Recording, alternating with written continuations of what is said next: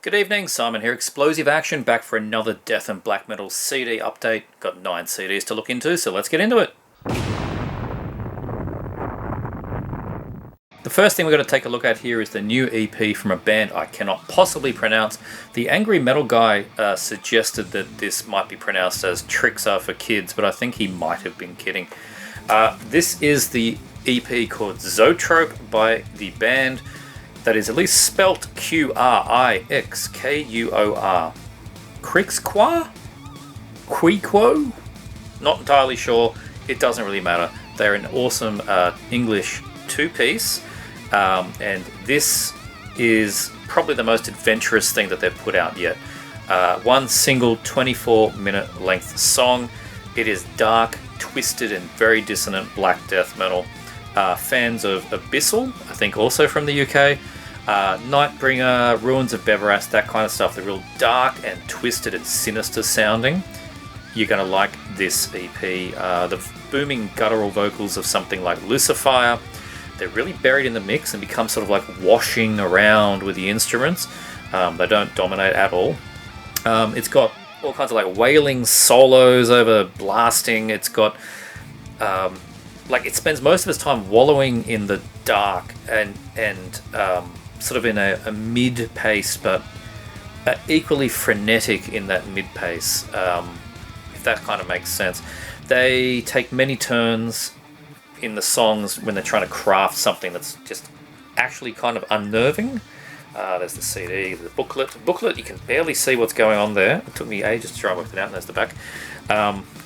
It's got sort of occasional acoustics, strings, even some piano. Mostly, like I was saying, it's in that sort of mid-pace. It's got like that slow pitter-patter double kicks, like it's just slow. Did you even hear that? It's that slow sort of double kick pattern that is just sort of sliming its way through. It's not brutal fast. It's just goes through like a car ticking over the engine, like digga digga digga digga digga digga. There you go. There's an analogy. Anyway, and it's got like the multiple sort of streams of like this dissonant guitar over the top of it. So there's definitely like dual guitar like overlays going on here. As I said, it's a two-piece. So there's one guy that does the drums and one that does everything else. So the guy that does everything else, he's putting a lot into the production, I guess, and multi-instrumental approach there, lots of layers and things. So yeah, an immensely dark atmosphere is what I'm getting at here, and in a 24-minute EP, lots of chops and changes, interesting things that go on. They've got one full-length album, came out in 2021, also on Dark Descent Records. It's called Poison Palinopsia, and they got a handful of EPs and I think a compilation prior to that. But this EP sort of feels like a direct continuation of the 2021 album, because that was 2 tracks of 20-ish minutes each. You can sort of consider this to be the 3rd track. It just sort of flows on nicely. So yeah, excellent stuff. And if you've never heard the band and you like the ones I mentioned, particularly like Abyssal, I think Abyssal is a really good comparison, you're going to check this out. Zoetrope by Tricks Are for Kids.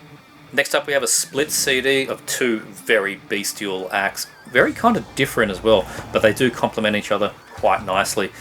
Split album, as I said, from Amiga Vortex and Piers Levis, not too sure. This is my introduction to both of these bands. I've never heard them before. Amiga Vortex are from Germany, Piers Levis are from Texas. So very different backgrounds there. Amiga Vortex is very blistering black death. They do 6 tracks on here on the start. It's like an even more rabid approach to Titan Blood or Australia's Abominator from back in the day. Vocals are just spat out. They're just like just really barked out over really continuous, and I mean continuous, dive bombs. So I was there from the start because it's just dive bombs. It's lots of sweeping, lots of blasting. It's just absolute chaos from the Amiga Vortex side. It's a bit of an endurance test, but there is enough variation in the phrases of each track to keep you pretty interested in what's going on. It's not just sort of 3 minutes of pain followed by 3 minutes of more pain. It's not at all. It's pretty intricate stuff. It's just very, very furious.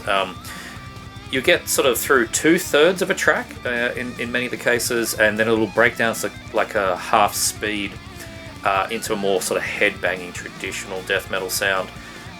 which does help sort of give it a bit of a breathing room on these tracks. They're not pure chaos all the time. There is a little bit of pulling back from the edge there. The inside of the CD here is really cool. I like the two countries there represented, and you can sort of see the difference, I think, with the locations. It's actually really cool. I hadn't noticed that till I just opened this up. The second band on here is Prios Levis, and 5 tracks for these guys. And they're no way in any less bestial than the Amiga Vortex, but it's produced a bit differently, and there's a different goal. 3 of the 4 members of Prios Levis are from Thornspawn, also an old school Texas band from about 2000. And you can kind of hear that in the sound, but you know the songs are kind of all centered around a couple of main riffs, and then the band sort of revisits them through the song. So like actual song structures, the Amiga Vortex is way more chaotic than that. Even here, I think it's Cursed Altar as an example. I heard some sort of like Mayhem's Wolf Lair Abyss, very fast trem kind of sound in that one. Probably just a coincidence, but I thought that was pretty interesting. But then in this one here, Luciferian, spelled with a P and a Y, Stronghold, Luciferian Stronghold, that sounds more like ancient death metal. It's very archaic sounding. Then Miscreant Diabolus, that one actually had a little bit of a Cannibal Corpse bit in the middle there, kind of stomping sound. But overall, the flavour for Prius Levis is more in the Crisian and the Angel Corpse kind of way of doing things, particularly Crisian, I think. You could actually convince me that that band is not, in fact, from Texas, but from, say, Brazil or Peru. Has that flavour to it, I thought. But anyway, yeah, a solid split from 2 bands I've not heard of before. Amiga Vortex, Prios Levis. Now I need to check out their albums. And the last one that I got in from Dark Descent is the first debut full-length from Strychnos, A Mother's Curse. Like I said, the debut album from this band. Very interesting history with these guys. They're equally part of that new wave of Danish death metal bands, but they're also predating them by quite an amount of time. Martin Anderson from Undergang is actually handling the vocals as well as the bass on this thing. But Strychnos goes back to their first promo of 1998. These guys have been around for ages, in different shapes or forms, but that predates, as far as I'm aware, your Hyperdontias and Undergangs and that kind of thing. So, yeah, definitely not new to this. They did one EP in 2011 after 1998, then a demo in 2021. It's just that they're very sporadic with their releases, and they are new to me. I had not heard of them. And their first full-length, 25 years after the band's inception. So this doesn't have that murky, very typical sort of Killtown sound, that Danish thing. There's no Undergang sound in this. It's not that filthy death metal. This is way more straightforward, double kick heavy, riff focused death metal, very traditional death metal. 8 tracks, 42 minutes. It's very European flavour, but more old school sounding, like Dominus View to the Dim, or the very, very early Ill Disposed, before they got all groovy. Though there is a bunch of groove in this as well, particularly the second track on this one, Blessed Be the Bastard Rain. What a great song title.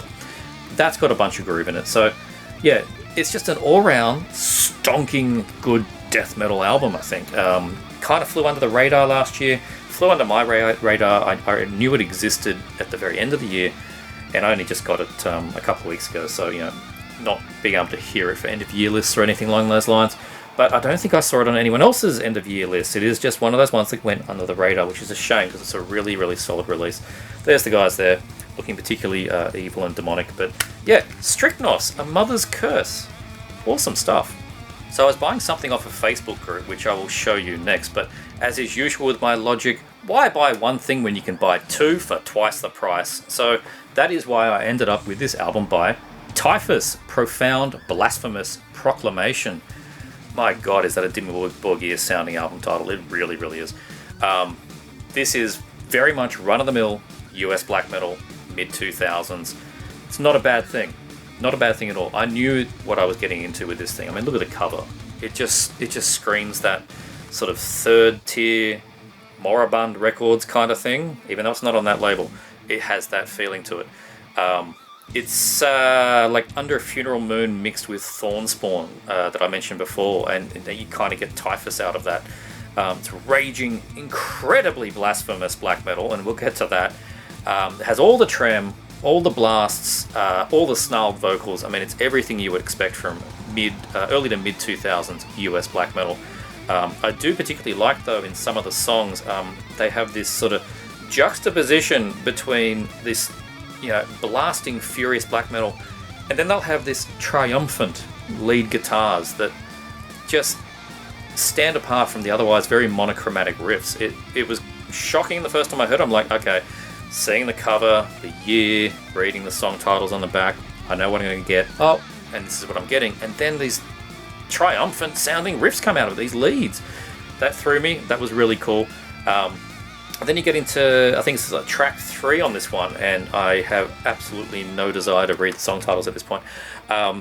It takes a bit of a step back into sort of depressive black metal, a little bit of Burzum in there, but also that just howler monkey wailing at the moon, like suicidal black metal stuff, and that got me as well. I wasn't expecting that. And then of course it gets furious again, but what I'm saying is that they're not particularly a one-trick pony. They look like they're going to be. A lot of the time they are, but they throw in these little flourishes and things that keep it kind of interesting. Profound Blasphemous Proclamation is got more dynamics than I think you'd give it credit for from the outset. I think the least offensive title that I could mention from the songs here is Coprophagic Communion with the Holy Altar, and altar is spelt with an E. I don't know. The rest, though, are far more adventurous in their description of bodily fluids and Christ, so I can't particularly get into them on this video. You can go and look them up yourself. It doesn't really matter. It's raging black metal. All you hear is screeches, and then occasionally, in praise of Satan, and Typhus. So, is this mandatory? Not at all. Is it a bit childish? Of course. But it's pretty good. So I'm enjoying it. Typhus, Profound Blasphemous Proclamation. It's worth your time. The next one is the one I was intending on buying from that Facebook group post, and the Typhus was the bonus I chucked in. This is Sargeist with Disciple of the Heinous Path. I've been deciding to fill in a bit more of my Sargeist collection. I've had Unbound on LP for a very long time, but I wanted to get all the early stuff, and it made sense to me to get the early stuff on CD because it's how it was first coming out. So that's what I've been doing. This is their second album from 2005, or it's their third if you count the Tyranny Returns demo as an album. It is of album length, and it is the one that comes after. This one comes after the Satanic Black Devotion album in 2003. I'm sure you're all pretty familiar with Sargeist. They're one of the most well-known Finnish black metal bands. One of the archetypes, really, of that sound. They take Wrath of the Tyrant demo and do the same thing that the countrymen of Horner and Behexen do. Ripping, raw, fast black metal in an Under a Funeral Moon template with fast tremolo picking, constant blasting drums. It makes it almost a hypnotic listen, right? Which is exactly what Dark Throne were trying to do when they made Under a Funeral Moon. Like, you can almost just go away with it because it's like 2 or 3 riffs per song, endlessly repeated. Sargeist do that, but with the Finnish flavour, there's more melody in those riffs than what Dark Throne were doing, right? It has that Norwegian, as I said, Emperor, Wrath of the Tyrant coming in from the other side. So, there's actually a lot here to digest, and I think it's pretty rewarding, I think, listening to Sargeist. It's not just... it's not complete blitzkrieg like some of that early USBM that I was talking about. There's more into it because of the Finnish background and the melody that they tend to infuse into their songs. The next one after this one is the 2010 album called Let the Devil In, which I would very much like to get. So, hopefully I can get that. As I said, this is Moribund Records. Sargeist were pretty much on them, I think, the entire time. They might be on a different label now, not too sure. They're still going, of course, churning out albums, so I need to get the things after Unbound, and I need to get the things after this. So, here we go. The Disciple of Heinous Path from Sargeist. Really good album. The next one is a little EP I wanted to get my hands on for years.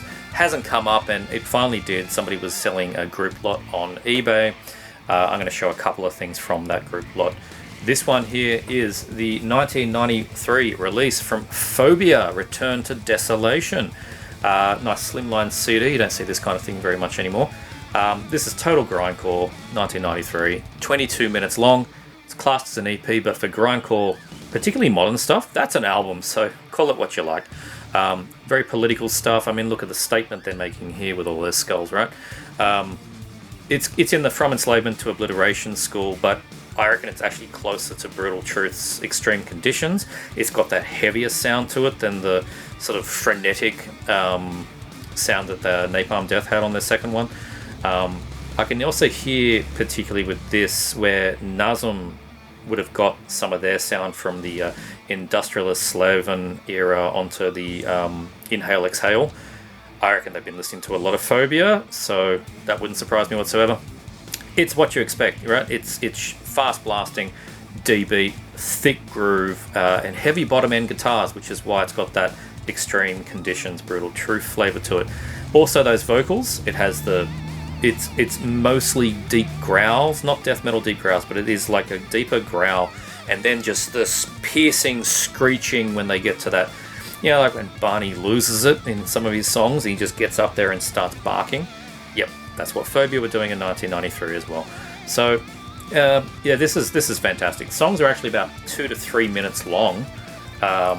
Most of them are around about 3 minutes, actually. So there's only 8 tracks on this slimline CD EP, which, 3 minutes for grindcore, that's quite long. But it is pretty much fast, blasty, and then D-beat, and then a bit of groove, and then wash, rinse, and repeat. There's the band there. And this was on the Underground series that Relapse did. There's a bunch of things in this line. Very crusty, very grindy. Not much else to say, but it's a mandatory EP from Phobia, and I'm very happy to have it. Return to Desolation. Going to get a bit more technical with you on this one. This is the Quinta Essentia album, Archetypal Transformation. These guys I hadn't heard of. I got this in a bulk lot, which I showed some from in my last CD update. I had left this one out because I needed more time to digest it, and I still haven't quite gotten there. I played it at least twice so far. I'm still digesting and working this thing out. I'll get into it. It's a technical melodic death metal with black metal tendencies album. It's the best of very early Dark Tranquillity up to the Gallery with Storm of the Lightsbane, Dissection, first 2 At the Gates, but then that technical thrashiness and the blackened of Absu is kind of what you're getting here. Mix all that together with Quinta Essentia.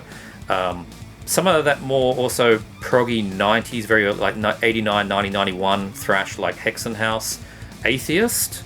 There's a chunk of that in here as well. Some neoclassical arrangements. These guys are not quite, frilled collar metal, but it's got some of that vibe in here. Like, they know what they're playing, right? These guys are really good. Very complex guitar melodies. The lead guitars are very rarely not noodling. They're noodling all the time. There's a main riff and the lead's he's off there just doing stuff. That happens consistently through the album, right? So that's why there's a lot to digest, because there's so much guitar happening. And the bass is doing very similar intricate work as well. As I said, I'm on my third run through now, and I'm still digesting it. What I picked up a bit more on this last run was the clean vocals that show up in here. Have a bit of a Wintersorg sound to them, which is a band I've not listened to in quite some time. But when the singer gets into his clean singing, it's just very... It's not poppy. It just has that progressive sound to it. It's clean. It works well, and then he alternates. He goes into the raspy kind of thing, which is kind of cynic without the robot voice, and a bit more Atheist as well. That's sort of where the vocals are. Both the guitarists in this band were from one called Chaos Inception, a mid-2010s death metal band. Obviously they're very good guitarists. The drummer is from Spinecast, and that is not a name that I have thought of in 20 years. Spinecast, you remember them? Death metal band? Hadn't thought of them in years. But this is really good. Came out on Deathgasm Records in 2008. It's the second album from this band. They did 3 albums, one before, one after, obviously. And I'm just going to keep going with this, and it's just unpacking more and more each time, because it's got so much technicality. It's so very intricate that I'm just listening and unpacking more. There you go. Quinta Essentia with Archetypal Transformation. The last two I'm going to show together, and this is a band that it's taken me some time to come around to. When I first had these CDs, because this is reacquisition, I had these CDs in my very early days, like I'm talking 98, 99, I bought them, thinking, cool, Australian metal looks evil. It was too much for me at the time. I could not digest this, but now this is the kind of stuff I can really get into. I am talking about Bestial Warlust with Vengeance War Till Death and the follow-up album Blood and Valor. I was going to say Glory. Blood and Valor. Awesome artwork on these ones. I managed to score the original Modern Invasion presses. You can see on the spines there, which is what Modern Invasion did with all their stuff. So very happy about this. Bestial Warlust, it's basically household name stuff for Australian death black metal. I think it's pretty much worldwide known who these guys are. They're one of those, they did 2 albums, this is it. Kind of, there's some EPs and demos and things in there, but these are the 2 things that people know this band for. From about, I think it's 93 and 95 on the second one here. It's essentially Corpse Molestation became Bestial Warlust, and then after Bestial Warlust we split into other bands like Anatomy and Destroyer 666. This has Keith from Destroyer 666, early days in here. But yeah, this was where Corpse Molestation moved on to. And what you have here, if for some reason you haven't heard this, it is Bestial Black Death. It is what Titan Blood do now. It's what Blasphemy did. You mix all that stuff together. It's got that heavy thickness. It's furious. It's utterly furious. Damon Bloodstorm is the main sort of person behind this band. He went on to do Abominator. Also furious Black Death.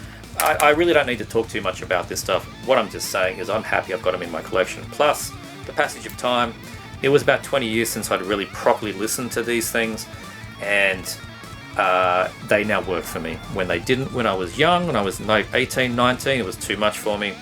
Didn't even try to get into it during the 2000s, but in sort of the last 4 or 5 years or so, I've really got into this sound, and it was just about finding the one that I wanted. I actually had NWN LP repressing of this, and I'm like, yeah, it's good, and yeah, it makes sense to have it on vinyl, but look, it doesn't. For me, things like this were issued on CD.